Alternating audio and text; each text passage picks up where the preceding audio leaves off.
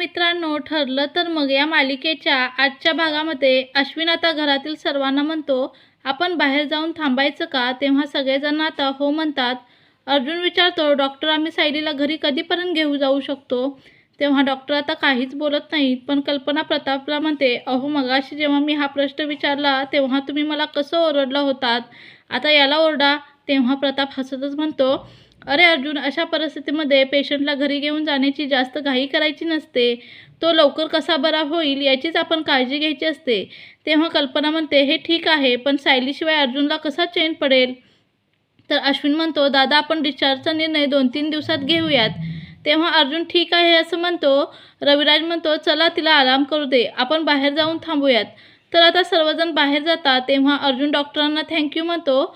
आता बाहेर सगळेजण आल्यानंतर अश्विन डॉक्टर काहीतरी डिस्कस करत असतात.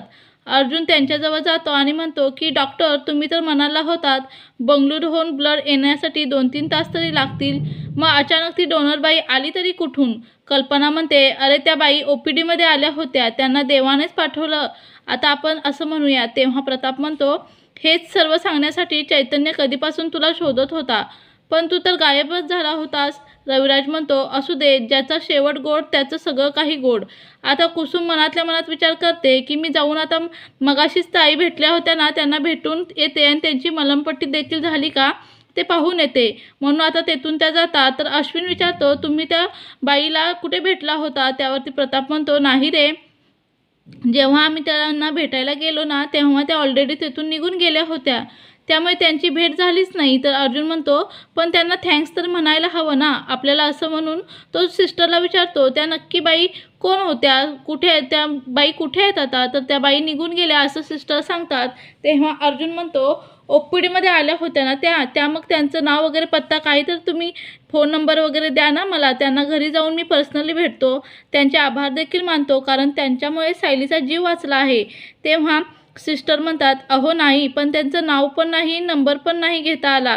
तर ते अश्विन विचारतो सिस्टरला की असं कसं? तर त्यांना बोलताच येत नव्हतं, त्या इशारा करून मला काहीतरी सांगण्याचा प्रयत्न करत होत्या, पण मला काही समजतच नव्हतं. तेव्हा सर्वांना आता आश्चर्याचा धक्का बसतो. तर दुसरीकडे पूर्णाजी ह्या देवीसमोर उभ्या असतात आणि आई, तुझ्यामुळेच आमच्या कुटुंबावरचं मोठं संकट दूर झालं आहे. आता ती मुलगी कशी का असेना, पण अर्जुन माझा आहे आणि अर्जुनला त्रास झालेला मला आवडत नाही. काहीही झालं तरी अर्जुनची बायको ती आहे, त्यामुळे तिला चांगलं ठेव आणि तिच्यावर देवीची कृपा असू दे. आणि देवी आईकडे ती आता आशीर्वाद मागत असते. तर विमला आता शिरा घेऊन येते आणि म्हणते की नैवेद्य दाखवा. पूर्णाजी आता देवीला नैवेद्य दाखवत असतात. तर अस्मिताचा चेहरा पडलेला असतो. आता ती मनातल्या मनात विचार करत असते, पूर्णाजीला नेमकं झालंय तरी काय? सायलीच्या बाजूने गेली कशी काय ही, मला तेच कळत नाही. तर आता दुसरीकडे अर्जुन सायलीकडे येतो, तिच्याकडे पाहतच राहतो. तर आता तो तिचा हात घट्ट पकडतो आणि तिच्या डोक्यावरून पुन्हा एकदा हात फिरवतो. तर आता सायलीबद्दल खूप वाईट वाटत असतं, तिच्याकडे एकटक पाहत राहतो. तर अश्विन बाहेर येतो आणि अर्जुनला म्हणतो की तू अजून बाहेर चल. दोघेही आल्यानंतर अश्विन म्हणतो, सायली वहिनीची रिकव्हरी फास्ट होत आहे, तुम्ही अजिबात काळजी करू नका, घरी जाऊन आता तुम्ही सर्वजण या. पुढे आता कल्पना म्हणते, अश्विन बेटा तू खूप दमला असशील, त्यामुळे तू पण घरी जाऊन आराम कर. तर तो म्हणतो, मी नाही, मी इथेच थांबणार आहे, तुम्ही सगळेजण घरी जा. तेव्हा कल्पना बरं ठीक आहे असं म्हणते. तेव्हा आता प्रताप म्हणतो की नाही कल्पना, तू घरी जा, आराम कर, मी इथे थांबतो. आता घरातील प्रत्येकजणच म्हणू लागतं, मी थांबतो, मी थांबतो. प्रिया देखील तसंच म्हणू लागते की मामी, कारण मी सायलीची खूप लहानपणापासूनची मैत्रीण आहे, आम्ही दोघी एकत्र राहिलो आहेत ना, म्हणून आता मी तिच्याजवळ थांबतो. तर कुसुमला राग येतो, ती अजिबात नाही थांबायचं तू इथे असं म्हणते. तर सगळेजण पाहू लागतात. तेव्हा ती म्हणते की तुम्ही सगळेजण दमला असाल, मी लेट आलेले आहे ना, मीच थांबते. तर अर्जुन म्हणतो, सर्वांनी थांबा, मी काय करतो, मी एकटाच थांबतो, तुम्ही सर्वजण घरी निघून जा, आराम करा. तेव्हा चैतन्य म्हणतो, अर्जुनचं बरोबर आहे, अर्जुनने एकदा ठरवलं ना त्या शब्दामध्ये अजिबात फेरफार करायचा नाही, त्याचा शब्द हा शेवटचा म्हणून तोच थांबेल. तर रविराज म्हणतो, सुरक्षितेच्या दृष्टीने तू इथं असणं खूप महत्त्वाचं आहे. तेव्हा आता प्रिया आणि नागराजला खूप राग येतो. त्यानंतर आता सर्वजण तेथून जातात. तर अर्जुनला व्यवस्थित काळजी घे सायलीला असं म्हणतात. सायलीमुळे का होईना रविराज आणि अर्जुनमधील एकमेकांबद्दलचा द्वेष कमी झालेला असतो. त्यानंतर अर्जुन हा कुसुमताईकडे जातो, तिच्या हात घेतो आणि म्हणतो की मी स्वार्थी असेल पण तुमच्या सायलीची व्यवस्थित काळजी घेईन, तुम्ही अजिबात काळजी करू नका, मी आहे, एक माणूस म्हणून चांगला आहे. तेव्हा आता कुसुमताई त्याचं बोलणं ऐकत नाही. त्यांना सर्व काही आता त्याची चेष्टाच वाटत असते. अर्जुन सायलीजवळ जातो, तिच्या डोक्यावरून हात फिरवतो, तिची काळजी घेत असतो. आता त्याला खूप झोप येत असते, तरीही तो तिच्या जवळच बसून राहतो. दुसऱ्या दिवशी अर्जुन हा सायलीला आधार देत उठवतो आणि तिला नाश्ता भरवत असतो. तेव्हा सायली आणि अर्जुन एकमेकांकडे पाहतच राहतात. अर्जुन अगदी लहान बाळासारखी तिची काळजी घेत असतो. दुसरीकडे अण्णा त्या गुंडांना फोन करत असतो, परंतु तो गुंड ड्रिंक केलेला असतो. अण्णाचा आलेला फोन पाहून अजून ड्रिंक करतो आणि तो फोनच उचलत नाही. तर अण्णा आता बरोबर प्रिया, साक्षी, राकेश आणि नागराज देखील असतात. तर आता अण्णाच्या तळपायाची आग मस्तकात गेलेली असते.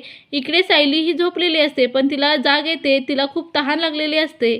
तर अर्जुन तिथेच बसलेला असतो. तर तो आता पाहतो आणि स्वतःचं पाणी घेण्याचा प्रयत्न करत असते. तर आता कसला तरी आवाज आल्याने अर्जुन उठतो आणि तिला पाणी पाजतो. सायली आता त्याच्याकडे पाहतच राहते. दिवसामागून असेच दिवस जात असतात. तर सायलीची रिकव्हरी अगदी फास्ट होत असते. त्यानंतर अर्जुन अगदी तिची मनापासून काळजी घेत असतो. तेव्हा तो तिला औषध देत असतो. तर आता दुसऱ्या दिवशी कल्पना म्हणते, मला हॉस्पिटलमध्ये जायचं आहे. ती सायलीसाठी डबा रेडी करते. कुसुम देखील तेथे येते. दोघी हॉस्पिटलमध्ये जायला निघतात. तर आता इकडे हॉस्पिटलमध्ये आल्यानंतर चैतन्य देखील असतो. कुसुम आणि कल्पना हे सगळेजण सायलीची काळजी घेत असतात. अर्जुन स्वतःच्या हाताने सायलीला भरवत असतो. अर्जुनचं बदललेलं रूप पाहून सायली काळजी करते आणि म्हणते की हे पाहून आता चैतन्यसुद्धा आणि कुसुमलासुद्धा आश्चर्य वाटतं. त्यानंतर डॉक्टर सायलीकडे येतात. तिचे रिपोर्ट पाहतात. तिथे असणाऱ्या सगळ्यांनाच आता धाकधूक असते. डॉक्टर काय सांगतात की काय माहीत. तेव्हा अर्जुन विचारतो, काय झालं डॉक्टर? तेव्हा डॉक्टर म्हणतात की सायलीची रिकव्हरी खूप फास्ट झाली आहे, पण तिची जखम अजून ओली आहे, जखम भरली नाही आहे. तेव्हा अर्जुन खूप टेन्शनमध्ये येतो. डॉक्टर म्हणतात तुम्ही तिला घरी घेऊन जाऊ शकता. तेव्हा सर्वांना खूप आनंद होतो. अर्जुन आता पटकन तिला मिठीत घेतो. तेव्हा सगळेजण त्याच्याकडे पाहतच राहतात. कुसुमला आणि चैतन्याला या गोष्टीचं आश्चर्य वाटतं. त्याला सायलीला लगेच घरी घेऊन जाण्यासाठी तो खूप उतावळा असतो. तेव्हा विमला येते, सायलीची दृष्ट काढते, तिच्यावरून भाकर तुकडा ओवाळून टाकते आणि म्हणते, माझ्या सायलीताईला कुणाचीही दृष्ट लागायला नको. असं म्हणून ती गुलाबाची टवटवीत ताजी फुलं तिला देते. अशाच फुलासारख्या टवटवीत राहा, नाहीतर हे घर पूर्णपणे कोमेजून जातं. तेव्हा सायली म्हणते, आता मी आले ना. पूर्णाजी देखील खूप खुश होतात. कल्पना म्हणते, आता कुणीही रडायचं नाही आणि नाराजसुद्धा व्हायचं नाही. तर अस्मिताचा मात्र जळफाट होत असतो. ती सायलीकडे रागातच पाहत असते. तेव्हा पूर्णाजी देखील पाहत असतात. मित्रांनो, पुढील भागामध्ये अर्जुन सायलीच्या बेडरूममध्ये तिला घेऊन जातो. तर दुसरीकडे प्रिया रागातच रविराजला म्हणते, त्या सायलीने माझ्यापासून माझा अर्जुन हिरावून घेतला. तेव्हा त्या मुलीची काळजी करण्यासाठी आता गरज नाही, कारण की अर्जुन आता तिने हिरावून घेतलेला आहे. त्या मुलीची आता तू अजिबात काळजी करू नको. तर इकडे आता सायली बेडवरून व्यवस्थित उठता येत नसतं आणि अर्जुन तिला धीर देत असतो. तिच्या कमरेला पकडतो. तेव्हा कुसुम तितक्यात येते आणि आश्चर्याने त्या दोघांकडे पाहते. सायली, हे तुमचं काय चाललं आहे असं ती त्यांना विचारते. तर मालिकेत पुढे काय होणार हे पाहणं खूपच रंजकदायक ठरणार आहे. तर मालिकेच्या पुढील अपडेटसाठी आपल्या